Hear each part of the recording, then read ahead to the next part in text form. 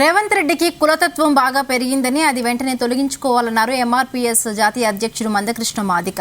కులం పట్ల అభిమానం ఉండొచ్చు కానీ కులతత్వం ఉండకూడదన్నారు.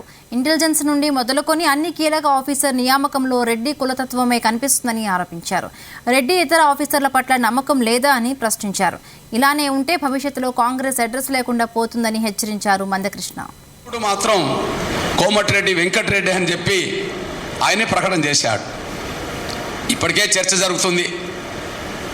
రేవంత్ రెడ్డి గారు కారణాలు ఏమైనా ఓటుకు నోటు కేసులో జైలుకి వెళ్ళడం వల్ల జరిగే పరిణామాల వల్ల కావచ్చు, లేదా కాంగ్రెస్ పార్టీ రేవంత్ రెడ్డి పోకడల వల్ల ఈ తెలంగాణలో పార్లమెంట్ ఎన్నికల సందర్భంగా రాజకీయంగా కాంగ్రెస్ పార్టీ బలమైన సీట్లు 15 సీట్లు గెలవకపోతే అందులో ఏమి తక్కువ వచ్చినా కూడా దానికి రేవంత్ రెడ్డి కారణమవుతే, అవును రేవంత్ రెడ్డి పోకడల వల్లనే ఇదంతా జరిగింది నష్టమని చెప్పి కాంగ్రెస్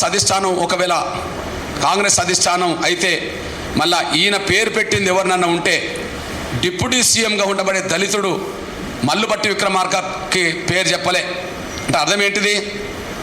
ఇప్పుడు సీఎం తర్వాత ఉండేది ఎవరు? డిప్యూటీ సీఎం కదా. మరి తన తర్వాత ముఖ్యమంత్రిగా అర్హుడు అని ఎవరి పేరు అనాలి? కారణాలు ఏమైనా ఎవరి పేరు అనాలా? మల్లుబట్టి విక్రమార్క పేరు అనాలి. అంటే మరి డిప్యూటీ సీఎం 2వ స్థానంలో ఉండబడే మల్లుబట్టి విక్రమార్క పేరు అనకుండా కోమటిరెడ్డి పేరు అన్నాడంటే, కోమటిరెడ్డి వెంకటరెడ్డి పేరు అన్నాడంటే అది ఆయనలో పెరిగిన కులతత్వానికి నిదర్శనమా కాదా? నంబర్ 1, డిప్యూటీ సీఎం పేరు చెప్పాలి కదా. చెప్పడానికైనా డిప్యూటీ సీఎం పేరు చెప్పాలి కదా. నా తర్వాత సీఎం పదవికి అర్హుడు మల్లుబట్టి విక్రమార్క అని ధైర్యంగా నిజాయితీగా చెప్పాలి కదా.